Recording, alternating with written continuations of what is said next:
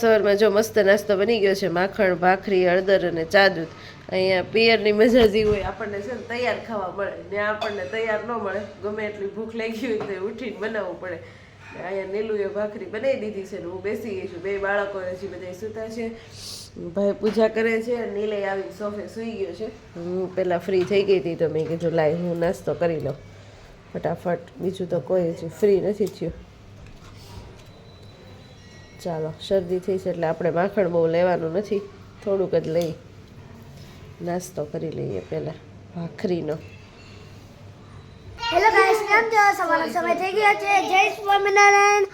અને સવારના વાગી ગયા છે 10:30. અહીંયા મારા બા સૂકવે છે કપડાં અને અહીંયા દૂરવા રમે છે. તો એકલી બેઠી રમે.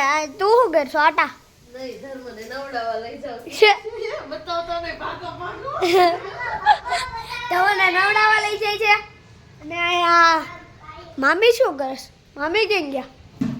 આપણે હવે મારે સ્કૂલે જવાનો ટાઈમ નો હજી તો બહુ વાર છે, 1 કલાકની વાત છે. હવે તો આપણે જઈએ. હવે ઘડીક વાર નીચે રમવા. અત્યારનું વાતાવરણ જો તમે કેટલું મસ્ત છે. તો તડકો આવે બહાર જો તમે, તડકો આવે છે એટલે કેટલું મસ્ત વાતાવરણ છે. તો અને તમે શું કરો છો બા?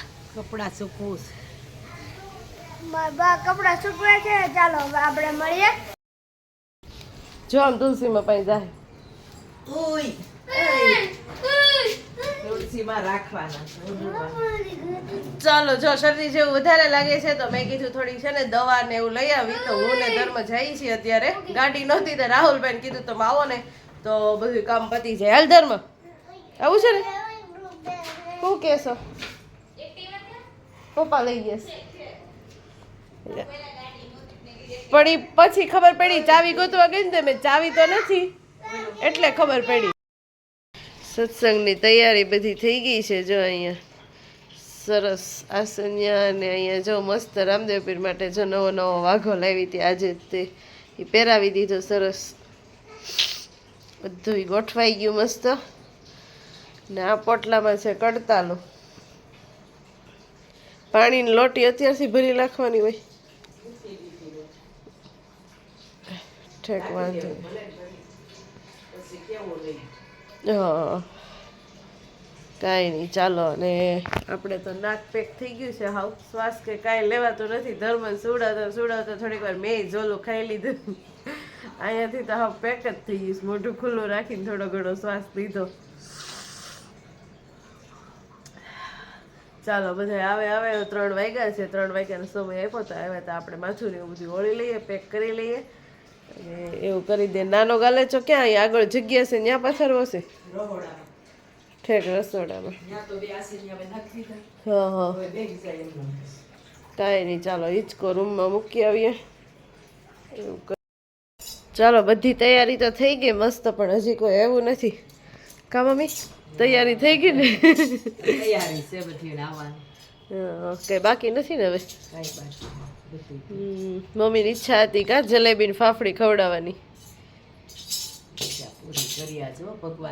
હા, દુર્વા આવી ને તે કે મારે બધાને જલેબી ને ફાફડી ખવડાવી છે. તો પછી લોટી હતી તેણે સત્સંગ જ રાખી દીધો. લોટી ખુલી જાય ને જલેબી ને ફાફડી ખવાઈ જાય. કા દુર્વા બેન?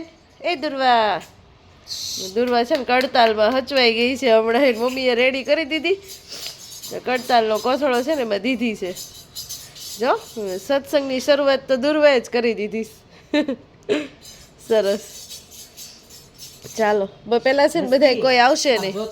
સત્સંગ ચાલુ થઈ ગયો નહીં, પેલા કોઈ આવશે ને પછી આવશે ને તો સત્સંગ પૂરો નહીં કરે. એમ નહીં, તે ત્યાં ઓઢું બાંધ્યું છે તો એમ કેમ ખબર પડે અમારે દુર્વાને?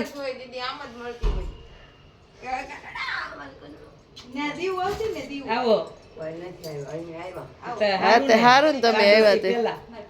કોઈ નો આવે કઈ નહીં, આપણે ચાલુ કરી દઈએ. કા અત્યારે અસ્તી કઈ બાજુ ઉપડી? કઈ બાજુ ઉપડી હતી? જો આવી, આમ જો આવી, જો સુંદડીમાં ન ઓળખે હું જોજી. એ અવાજથી ઓળખી જાય.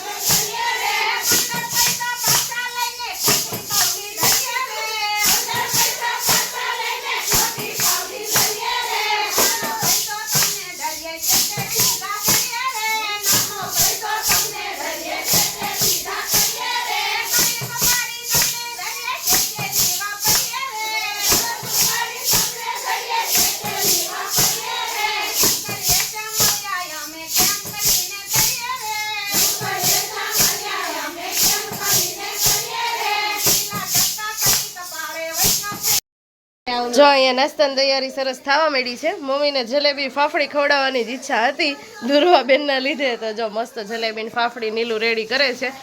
કેમ કે પછી છે ને કોઈકને વળી બાળકોને લેવા જવા હોય ને એવું બધું થાય ને, એટલે થોડુંક વહેલું, સત્સંગ તો હજી બાકી છે પણ થોડુંક વહેલું રેડી કર્યું, કોઈક જાય એને તો નાસ્તો દઈ દઈએ એટલા માટે.